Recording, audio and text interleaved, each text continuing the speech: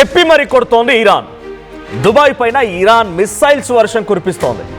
Gulf కంట్రీస్లో ఉన్నటువంటి American companies, American air bases, American స్థావరాలపైన భయంకరమైనటువంటి దాడులతో ఇరాన్ రెచ్చిపోతోంది. ఇరాన్ దాడిలో ఒరాకిల్ డేటా సెంటర్ పూర్తిగా ధ్వంసమైపోయింది. మొన్న మధ్య యూఏఈలో ఉన్నటువంటి 2 AWS సెంటర్ని, అటు అమెజాన్ వెబ్ సర్వీసెస్ సంబంధించినటువంటి 2 డేటా సెంటర్ని కుప్పకూల్చింది ఇరాన్. దీంతో పాటుగా బహ్రెయిన్లో ఉన్నటువంటి ఒక డేటా సెంటర్ కూడా కుప్పకూల్చింది. మొత్తంగా అమెజాన్ వెబ్ సర్వీసెస్ని అటాక్ చేస్తూ ఇరాన్ సంచలనం సృష్టించింది. సుమారుగా కొన్ని కోట్ల రూపాయల నష్టాన్ని అమెరికాకి చవి చూపించింది. దీని కారణంగా ఆ చుట్టుపక్కల ఉన్నటువంటి దేశాలు ఏవైతే దుబాయ్, ఈ యూఏఈ, బహ్రెయిన్లో ఉన్నటువంటి AWS సెంటర్స్పై ఆధారపడి ఉన్నాయో అవన్నీ కూడా కొంత ఇబ్బంది పడాల్సి వచ్చింది. ఇప్పటికీ ఇట్స్ అండర్ రీస్టోరింగ్ స్టేజ్, అంటే మళ్ళీ ఇంకా రీస్టోర్ చేయాల్సిన పరిస్థితి ఉంది. పూర్తిగా దాన్ని ఆపరేషన్లోకి తీసుకురాలేదు. క్లౌడ్ సర్వీసెస్ కానీ, బ్యాంకింగ్స్ కానీ, ఇతర అప్లికేషన్స్ కానీ, ఇన్ఫ్యాక్ట్ దుబాయ్ ఉపయోగించినటువంటి కొన్ని టెక్నాలజీ ఏ రకంగా ఇరాన్ టెక్నాలజీని హ్యాక్ చేసే విధంగా ఇరాన్లో ఉన్నటువంటి CCTV కెమెరాలను కూడా ఆపరేట్ చేసిందని చెప్పి మనం గతంలో మాట్లాడుకున్నాం. సో వాటిని సైతం హ్యాండిల్ చేయగలటువంటి సామర్థ్యాన్ని దుబాయ్, అమెరికా, ఇజ్రాయెల్ ఇవన్నీ కూడా ఆ AWS నుంచి వాడుకున్నవే. సో ఇప్పుడు ఆ AWS కుప్పకూల్చడంతో ఒక బిగ్గెస్ట్ అటాక్కి ఇరాన్ తెరలేపింది అన్నట్టుగా మారిపోయింది. కానీ ఇక్కడితో ఆగలేదు. మళ్ళీ ఇప్పుడు ఒరాకిల్పై అటాక్ చేసింది. ఒరాకిల్ డేటా సెంటర్ పైన ఇప్పుడు ఇరాన్ అటాక్ చేసింది, మిసైల్స్తో కుప్పకూల్చింది. సో అయితే ఆ మిసైల్స్ పేల్చేసింది ఇరాన్ పంపించిన ఆ మిసైల్ని పేల్చే క్రమంలో ఆ శకలాలు మొత్తం కూడా, ఆ మిసైల్కి సంబంధించినటువంటి ఆ ఐరన్ మెటల్ మొత్తం కూడా ఒరాకిల్ బిల్డింగ్పై పడ్డాయంట. దీంతో ఒరాకిల్ బిల్డింగ్నే టార్గెట్ చేశామని ఇరాన్ చెప్తోంది. కానీ అటు యూఏఈ మాత్రం ఆ బిల్డింగ్ కేవలం పాక్షికంగా మాత్రమే దెబ్బతినింది. అది ఆపరేషన్లో ఉంది, నడుస్తోంది, ఎటువంటి ఆటంకం లేదు. కానీ బిల్డింగ్ మాత్రం దెబ్బతినింది అన్నట్ట అటు యూఏఈ చెప్తోంది, దుబాయ్ చెప్తోంది. కానీ ఇరాన్ మాత్రం మా టార్గెట్ ఒరాకిల్ని ఢీ కొట్టామన్నట్టుగా చెప్తున్నారు. 2 రోజుల క్రిందట గల్ఫ్ కంట్రీస్లో ఉన్నటువంటి అమెరికా ఇతర కంపెనీల పైన కూడా అటాక్ చేసింది Iran. Amazon, Microsoft, Apple, Google, Oracle ఈ బిల్డింగ్సే టార్గెట్గా భయంకరమైన దాడులకు పాల్పడింది. ఇరాన్ దాడిలో అమెజాన్ డేటా సెంటర్ పూర్తిగా ధ్వంసమైపోయింది. దీంతో డొనాల్డ్ ట్రంప్ ఒక ట్వీట్ కూడా చేశారు. 48 hours డెడ్ లైన్, 48 గంటల డెడ్ లైన్ మాత్రమే. ఆ తర్వాత మీరు కనుక డీల్ కుదుర్చుకొని యుద్ధాన్ని ఆపకపోతే ఎంతటికైనా సిద్ధం అంటూ డొనాల్డ్ ట్రంప్ వార్నింగ్ ఇస్తూ ఉంటే, నువ్వు ఎంతకైనా సిద్ధమంటే మేము కూడా ఎంతకైనా సిద్ధమైనట్టుగా ఇరాన్ కూడా కౌంటర్ ఇస్తోంది. డొనాల్డ్ ట్రంప్ని బేఖాతరు చేస్తోంది. డొనాల్డ్ ట్రంప్ యొక్క వ్యాఖ్యలు పట్టించుకోవడం లేదు, వార్నింగ్ కూడా కనీసం కన్సిడర్ కూడా చేయడం లేదు. అటు ఇరాన్ వైపు నుంచి కూడా ఇదే మాదిరిగా ట్వీట్స్ వస్తూ ఉన్నాయి. అటు పెజెస్కియన్ నుంచి కానీ, అబ్బాస్ అగార్చి నుంచి కానీ, ఇరానియన్ స్పీకర్ నుంచి కానీ, పార్లమెంటరీ స్పీకర్ నుంచి కానీ నువ్వెంత అంటే నువ్వెంత అన్నట్టుగా ఆ వార్నింగ్స్ జరుగుతున్నాయి. ఇరాన్ అమెరికా అధ్యక్షుడు డొనాల్డ్ ట్రంప్ మాటల్ని ఏమాత్రం పట్టించుకోవడం లేదు. సో మీరు ఆ విజువల్లో చూడండి, AWS Amazon web services centre పైన డైరెక్ట్గా అటు ఇరాన్ మిస్సైల్ పడడంతో ఏ స్థాయిలో డేటా సెంటర్ ధ్వంసమైందో మనం చూస్తున్నాం. విజువల్స్లో కంప్లీట్గా కుప్పకూలిపోయింది. AWS సెంటర్ అటు బనామా, బహ్రెయిన్, యూఏఈలో ఉన్నటువంటి సుమారుగా 3 AWS సెంటర్ డేటా సెంటర్లు మొత్తం కూడా ఇప్పుడు పూర్తిగా కుప్పకూలిపోయాయి. సో ఇక్కడ దీనిపై ఆధారపడినటువంటి బ్యాంకింగ్ సెక్టార్స్ కానీ, అప్లికేషన్స్ కానీ, సోషల్ మీడియా ప్లాట్ఫామ్స్ కానీ, క్లౌడ్ సర్వీసెస్ కానీ, టెక్నాలజీ కానీ, IT రంగం కానీ పూర్తిగా ఇప్పుడు ఒక ఎమర్జెన్సీ సిచ్యువేషన్ ఎదుర్కొంటోంది. సో ఇంకోవైపు లెఫ్ట్ సైడ్లో మీరు చూస్తున్న విజువల్ గమనించండి. అక్కడ ఎయిర్ క్రాఫ్ట్లు సిద్ధంగా ఉన్నాయి, ఎయిర్ ఫైటర్ జెట్స్ సిద్ధంగా ఉన్నాయి. సో టాప్లో కనబడుతున్న విజువల్స్లో so aircrafts, air fighter jets అవన్నీ సిద్ధంగా ఉన్నాయి, రెడీ టు లాంచ్ అన్నట్టుగా రెడీగా కాపు కాసుకొని కూర్చున్నాయి. సో ఈ వీడియో ఏకంగా అమెరికా మీడియా సంస్థ, అమెరికా వైట్ హౌస్ నుంచి అఫీషియల్గా విడుదలైనటువంటి వీడియో ఇది. దీంట్లో ఏం చెప్తోందనంటే, America we're ready for the war, 48 hours deadline పెట్టాం. ఆ డెడ్ లైన్ ముగిసిన తర్వాత వన్స్ ట్రిగ్గర్ పైన వేలు పెట్టి నొక్కితే ఇక బ్లాస్ట్ ఇరాన్ అన్నట్టుగా మాట్లాడుతోంది అమెరికా.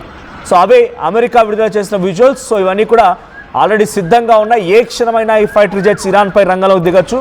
సో ఆ విజువల్ మీరు చూస్తుంటే మిసైల్స్తో ఫుల్గా లోడెడ్గా కనబడుతూ ఉన్నాయి. ఆ మిసైల్స్ ఏ క్షణమైనా ఇరాన్ పైన పడే అవకాశం ఉంది. ఇరాన్ భూభాగం పైన పడి ఆ మిసైల్స్ మరొక బిగ్గెస్ట్ ఒక మిసైల్ వర్షాన్ని ఇరాన్కి చవి చూపించి ఇరాన్ని పూర్తిగా నాశనం చేయాలని ఒక ఆలోచన డొనాల్డ్ ట్రంప్ చేస్తున్నారు. కానీ ఇరాన్ మాత్రం ఈ మాటలు పట్టించుకోవడం లేదు. సో యాజ్ ఆఫ్ నౌ మనం టెక్ కంపెనీస్ పై గురించి మాట్లాడుకుంటున్నాం.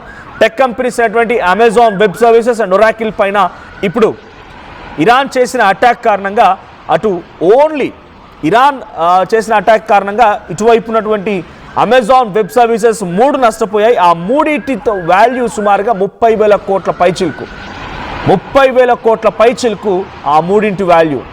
సో దాని వర్త్ అక్కడ చుట్టుపక్కల ఎఫెక్ట్ పడేటువంటి అవకాశం ఉంది. ఒరాకిల్ కూడా పాక్షికంగా బిల్డింగ్ దెబ్బతినడంతో సుమారుగా ఒక 5-6 కోట్ల రూపాయల నష్టం వాటిల్లింది. చాలా చిన్న నష్టం ఇది, 5-6 కోట్లు అంటే యాజ్ పర్ ఆ యుద్ధం జరుగుతున్న పరిణామాల్లో 5-6 crores to 10 crores అనేది చాలా చిన్న అమౌంట్. సో ఇప్పుడు ఒరాకిల్ సంబంధించినటువంటి ఆ బిల్డింగ్ పైన ఇరాన్ ప్రయోగించిన మిసైల్ని దుబాయ్ ఇంటర్సెప్ట్ చేస్తే ఆ శకలాలు వచ్చి అక్కడ పడిపోయాయి. ఒకసారి ఆ శకలాలు పడిన తీరు, అక్కడ జరిగిన అటాక్ సంబంధించి ఆ విజువల్ చూద్దాం.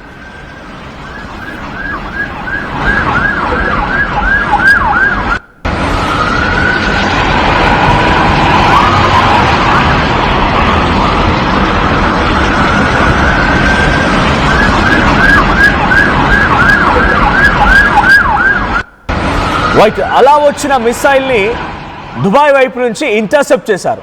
దాన్ని ఇంటర్సెప్ట్ చేయడంతో ఎగ్జాక్ట్గా ఇలా వచ్చిన మిసైల్ ఇంటర్సెప్ట్ చేశారు. ఇంటర్సెప్ట్ చేసిన మిసైల్ కాస్త శకలాలుగా మారిపోయి ఆ ఐరన్ పార్టికల్స్, ఐరన్ మెటల్ మొత్తం కూడా బిల్డింగ్ని ఢీకొట్టింది గట్టిగా, బలంగా. ఆ ఐరన్ మెటల్ ఢీకొట్టడంతో ఒరాకిల్ బిల్డింగ్ ఒక్కసారిగా డ్యామేజ్కి గురైంది. అయితే రీసెంట్గా ఇన్స్టాగ్రామ్లో దీనికి సంబంధించి చూస్తున్నప్పుడు ఒక ఇంట్రెస్టింగ్ ట్వీట్ కనిపించింది. వాళ్ళు ఏం చెప్తున్నారంటే సుమారుగా 30,000 మంది ఉద్యోగస్తుల్ని రీసెంట్గా ఒరాకిల్ తొలగించింది. సో ఇప్పుడు మేమంతా దీన్ని ఒక రివెంజ్గా చూస్తున్నామని చెప్పి ఇరాన్కి సపోర్ట్ చేస్తున్నారు ఆ ఉద్యోగస్తులంతా. It's just a funny thing, but డెఫినెట్గా ఆ ట్వీట్ కనబడింది కాబట్టి మీకు షేర్ చేస్తున్నాను. సో ఇంకా ఈ అటాక్కి సంబంధించి దుబాయ్లో ఉన్నటువంటి ఆ ఒరాకిల్ ఆఫీస్ దగ్గర సహాయక చర్యలు కొనసాగుతున్నాయి. So Oracle is one of the world's largest information technology company. It is an American operation America cooperated headquarters in Austin, Texas. Oracle is the leading provider of complex database management systems relied upon by banks, governments and major corporations to run their critical operations. It is considered a core engine of cybersecurity and big data analytics in the modern digital economy. So as of this, Oracle is a big international information technology company. So Iran had hit a big missile debris on Oracle company. అంటే మిసైల్కి సంబంధించి ఆ debris, ఆ శిథిలం పడడంతో, శకలాలు పడడంతోనే ఈ స్థాయి నష్టం వాటిల్లిందన్నట్టుగా దుబాయ్ అథారిటీస్ చెప్తూ ఉన్నాయి. So debris from aerial interception strikes Oracle building in Dubai. So as of now it had reported about 5 to 10 crores of damage. 5 నుంచి 10 కోట్ల రూపాయల డ్యామేజ్ వాటిల్లిందన్నట్టుగా చెప్తోంది. సో దీంతో ఎస్కలేషన్స్, మళ్ళీ యుద్ధం ఎస్కలేట్ అయింది. 48 hours డెడ్లైన్ పెట్టాడు డొనాల్డ్ ట్రంప్. ఆ 48 hours అనుకున్న స్థాయిలో యుద్ధానికి కనుక ముగింపు పలకపోతే ఇంకా తీవ్రమైన పరిణామాలు ఎదుర్కోవాల్సి వస్తుందని డొనాల్డ్ ట్రంప్ చేసిన ఆ ట్వీట్. ఒకసారి ఇఫ్ అట్ ఆల్ పాసిబుల్ ఆ ట్వీట్ కూడా మీకు చూపించే ప్రయత్నం చేస్తాను. డొనాల్డ్ ట్రంప్ చేసిన ట్వీట్ ఏంటంటే 48 hours ఇరాన్ కనుక యుద్ధాన్ని ముగింపు పలకకపోతే ఆ యుద్ధం మరింత నెక్స్ట్ లెవెల్ వెళ్ళబోతోంది. డైరెక్ట్గా ఇక భూభాగంలోకి ఎంట్రీ ఇచ్చి భూదళం పైనుంచే మేము అటాక్ చేస్తామన్న రకంగా వాళ్ళు చెప్తూ ఉన్నారు. సో ఇప్పుడు ఆ అటాక్ నిజంగానే జరగబోతుందా అనే సిచ్యువేషన్ కనబడుతోంది. బికాజ్ ఆల్మోస్ట్ ఆల్ ఆ ట్వీట్ మీరు చూస్తున్నారు. Remember one I gave Iran 10 days to make a deal are open up the Hormuz straight. Time is running out. 48 hours before all hell will rain down on them. Glory to be God. So president Donald J Trump ఆయన చేసిన tweet ఇది. నేను 10 రోజుల సమయం ఇచ్చా. ఆ 10 రోజుల సమయం మరొక 48 గంటల్లో ముగియబోతోంది. సో అంతకుముందు నేను సిద్ధంగా ఉన్నా. సో 48 hours బిఫోర్ ఆల్ హెల్.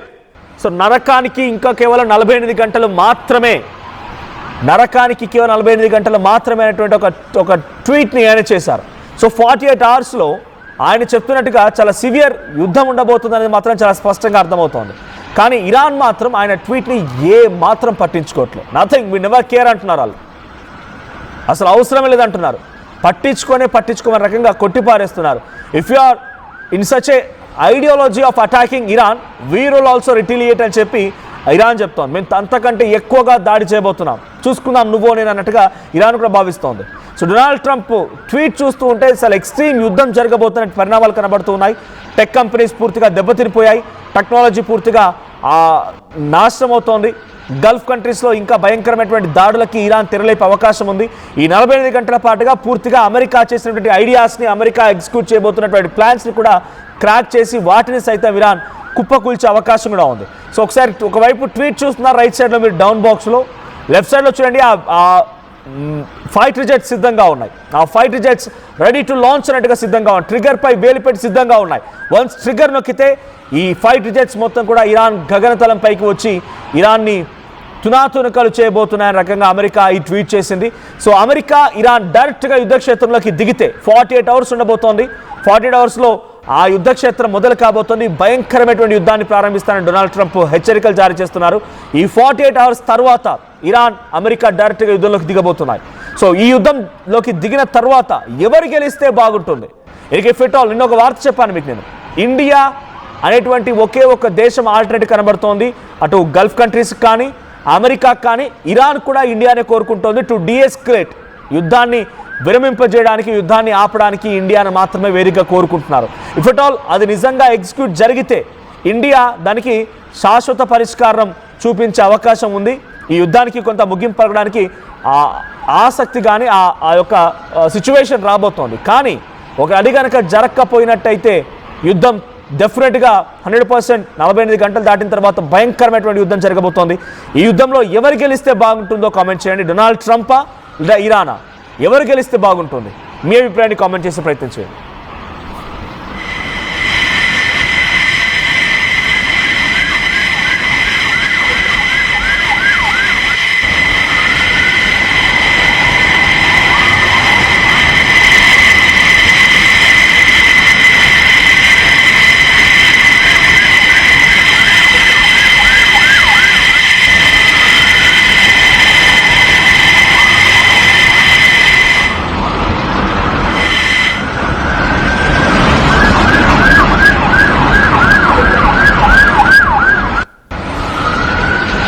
రైట్, గల్ఫ్ కంట్రీస్లో ఉన్న టెక్ కంపెనీలన్నీ కూడా టెక్ దిగ్గజాలైనటువంటి అమెజాన్, ఒరాకిల్ని ఢీకొట్టింది ఇరాన్. ఇప్పుడు దీని కారణంగా ఆ చుట్టుపక్కల ఉండేటువంటి దేశాల్లో క్లౌడ్ సర్వీసెస్లో కానీ, బ్యాంకింగ్ సెక్టార్స్లో కానీ, యాప్స్లో కానీ చాలా భయంకరమైనటువంటి ఒక ట్రాఫికింగ్ ఎదుర్కొంటున్నారు. దాన్ని డైవర్ట్ చేసే ప్రయత్నం చేశారంటగా దుబాయ్ గల్ఫ్ కంట్రీస్ చెప్తూ ఉన్నాయి. అమెజాన్ కంపెనీ అధిపతులు చెప్తూ ఉన్నారు. వాటిని యూరోపియన్కి లేకుంటే ఏషియన్ కంట్రీస్కి డైవర్ట్ చేశాం, ఎటువంటి ఆటంకం లేదని అంటున్నారు. కానీ they are facing the biggest hurdles. అక్కడ ఎదుర్కొంటున్నటువంటి ఆ కంపెనీలు మొత్తం కూడా చాలా బిగ్గెస్ట్ హర్డిల్స్ ఎదుర్కొంటూ ఉన్నాయి. ఇంకా ఇదే రకంగా ఈ 48 గంటలు ముగిసేలోగా టెక్నాలజీ పరంగా పూర్తిగా ఇరాన్ ఆ కంపెనీలని అక్కడటువంటి ఆ సెక్టార్స్ మొత్తాన్ని డ్యామేజ్ చేయాలని ఆలోచనతో వెళ్తోంది. ఒరాకిల్ పై అటాక్ చేసింది, 2 రోజుల క్రితం AWS పై అటాక్ చేసింది. ఇంకా అటాక్ జరిగే అవకాశం ఉంది. ఈ రోజు గడిచిన తర్వాత ఈ రాత్రి రేపు తెల్లవారుజాము కల్లా భయంకరమైనటువంటి యుద్ధం మొదలయ్యే అవకాశం ఉంది. ఈ యుద్ధంలో ఏం జరుగుద్దో కొంత ఆందోళన రేకెత్తిస్తోంది. ఇది ఒక రకంగా 3వ ప్రపంచ యుద్ధానికి ఒక అడుగు దూరంలో మాత్రమే ఉన్నామన్నట్టు కనబడుతోంది. సో అది కనుక జరిగితే భయంకరమైనటువంటి యుద్ధం ఈ రోజు రాత్రికైనా రేపు తెల్లవారుజాముకైనా మొదలైతే కనుక ఆయిల్ ప్రైజెస్ చాలా భయంకరంగా పెరిగే అవకాశం ఉంది. ప్రపంచ దేశాల్లో ఇన్ఫ్లేషన్కి చాలా అతి సమీపంగా కేవలం ఒక సెంటీమీటర్ దూరంలో ఉన్న ఇన్ఫ్లేషన్కి అటువంటి ఇన్ఫ్లేషన్ కూడా భయంకరంగా స్టార్ట్ కాబోతోంది గ్లోబల్ లెవెల్లో. సో ఈ యుద్ధం జరిగితే యుద్ధం జరుగుతోంది, తీవ్రంగా రెట్టింపు అవుతోంది. ఈరోజు రాత్రి రేపు తెల్లవారుజాము కల్లా మరింతగా ఆందోళనకరంగా యుద్ధం ఉండే అవకాశం డొనాల్డ్ ట్రంప్ హెచ్చరికల ద్వారా అర్థమవుతోంది. సో ఈ యుద్ధంలో చాలా తీవ్రమైన పరిణామాలు చోటు చేసుకోబోతున్నాయి.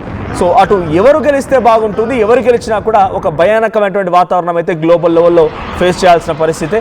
సో మీ అభిప్రాయం ఏంటి? డొనాల్డ్ ట్రంప్ అహంకారపూరితంగా వెళ్తున్నారా? డొనాల్డ్ ట్రంప్ గెలవాలని మీరు కోరుకుంటున్నారా? లేదా ఇరాన్ అక్కడ యుద్ధాన్ని గెలవాలనుకుంటున్నారా? లేదంటే యుద్ధం ఆగిపోతే బెటర్ అనుకుంటున్నారా? సో మీ అభిప్రాయం ఏంటో కామెంట్ చేయండి.